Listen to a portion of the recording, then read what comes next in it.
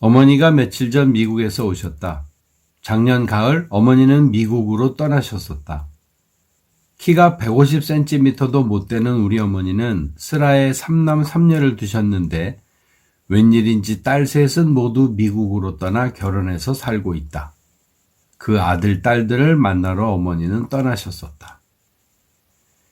영어라고는 오케이밖에 모르는 70 노모가 태평양을 건너 미국에 가신 것도 신기하거니와 평소 엄살이 심한 어머니로서는 그 마물과 같은 비행기를 타고 견뎌내시는 것만 해도 나는 신통하게 생각하였었다.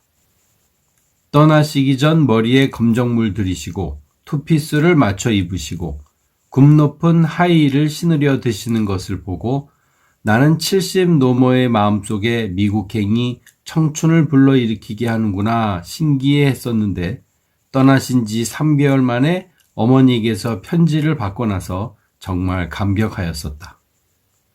나는 지금까지 한 번도 어머니의 편지를 받아본 적이 없다. 자식과 부모 간에 떨어져 산다면 편지를 쓸 일이 생길지도 모르겠지만 같은 서울 한 하늘 밑에서 살다 보니 급하면 전화였지 편지는 오갈 필요가 없었던 것이다. 물론 나는 군대 갔을 때 훈련소에서 어머니에게 편지를 썼던 적은 있었다. 늘 어머니 속 썩여 드리다가 군대에 입대하고 보니 기적 소리만 들어도 어머니 생각이 덜컥덜컥 나서 잠 안 오는 밤 그리운 어머니로부터 시작되는 꽤 센티멘탈한 편지를 써서 다음날 아침 붙이려다가 찢어버린 적이 있었다. 물론 나는 결혼하기 전 어머니가 쓰신 글을 가끔 볼 때가 있었다.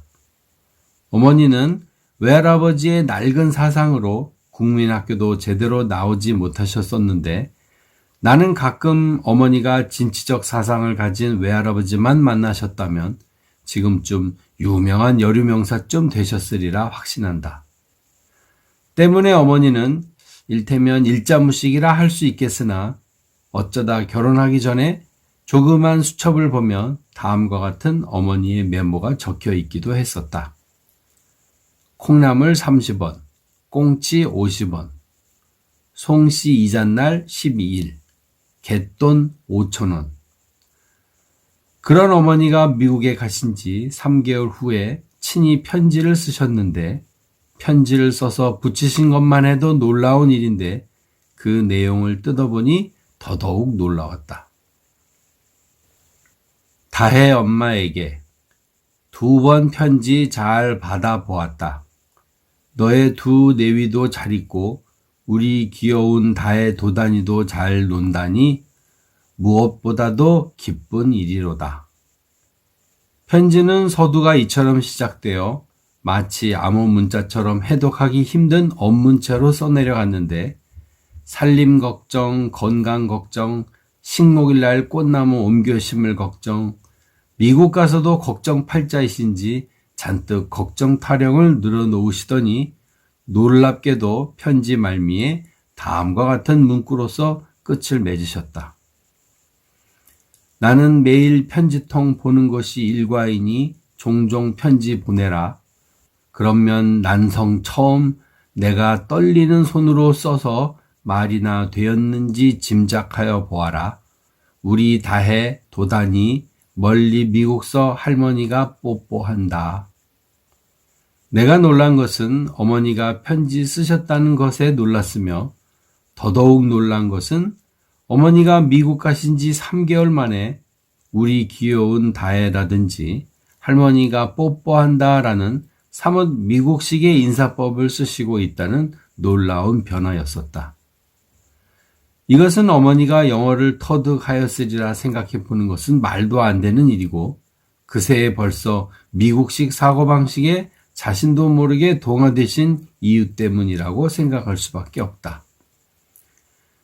생각해 보면 이해할 수 없는 것이 전형적인 동양식 사고방식에 굳어버린 어머니에게 어떻게 서양식 사고방식이 합쳐졌는지 정말 경이스러울 수밖에 없었다. 그런데 며칠 전 마침 비행기로 어머니가 미국에서 돌아오셨다. 형이 미국에 출장 가신 길에 모시고 오셨는데 나도 아침 일찍 공항에 나가 어머니를 기다렸었다. 나는 편지의 변이로 보아 이거 어머니가 서양의 늙은 마기 할멈들처럼 서양의 할머니들은 정말 마기 할멈들 같다. 동양의 곱게 늙은 노인과는 비교가 되지 않는다. 껌을 씹으며 입에 루즈도 칠하고 머리도 곱슬곱슬 지지시고 구제품 얻어 입은 전후의 전도사 사모님 같은 모습으로 내리실까 은근히 겁이 나 있었다. 아주 늦게 어머니가 나오셨는데 놀랍게도 어머니는 그동안 물들인 머리가 빛깔이 퇴색되어 희게 되셨을 뿐 변한 곳이 한 군데도 없어 우선 안심은 되었다. 옷도 입고 가셨던 옷 그대로 구두도 마찬가지셨다. 그런데 차에 태워드리고 아내와 시내로 돌아오려는데 갑자기 아내가 어머니를 보더니 감탄사를 발했다. 어머니 손톱 봐라! 나는 어머니의 손톱을 보았는데 어머니의 손톱은 길게 길어 있었고 그 위에는 매니큐어가 칠해져 있었다. 나는 유쾌하게 웃었다. 웬 매니큐어입니까? 얘는? 어머니는 하얗게 눈을 흘기셨다. 미국 노인들은 다 기른다 얘. 어머니는 우리 형제를 키우시느라고 손이 노무자의 손만큼 거칠고 크시다. 나는 맹세코 우리 어머니와 팔씨름해서 이길 수 있는 새마을 여성 지도자가 있다면 좋은 선물을 드리겠다. 어머니는 그 손톱에 봉숭아물조차 드리지 못하셨다. 그럴 틈이 없으셨던 것이다. 그 어머니가 일은 다 되어서 손톱을 기르시고 매니큐어를 칠하신 것이다. 나는 이것이 독립 200주년을 맞는 미국의 선물이라고는 생각지 않으나 어머니에게 새삼 여성임을 자각시킨 이 서구적 사고방식이 결코 우리가 맹목적으로 혹은 막연히 경멸해서는 안 될 자유와 자각이라고 확신한다. 70 노모에게 꽃피우게 한 여성 자각의 사상이 거기서 싹트게 한 것이라면 나는 반성할 수밖에 없다. 어머니의 손에 바른 매니큐어를 사치라고 욕을 하고 그것이 전통을 무시한 사대주의라고 말할 수 있는 민족주의자와 엘리트가 있으시다면 어머니가 살아온 70 고난의 역사를 보여줌으로써 그들의 입을 다물게 할 수밖에 없다. 어머니, 오래오래 사셔서 손톱 기르시고 매니큐어 칠하십시오.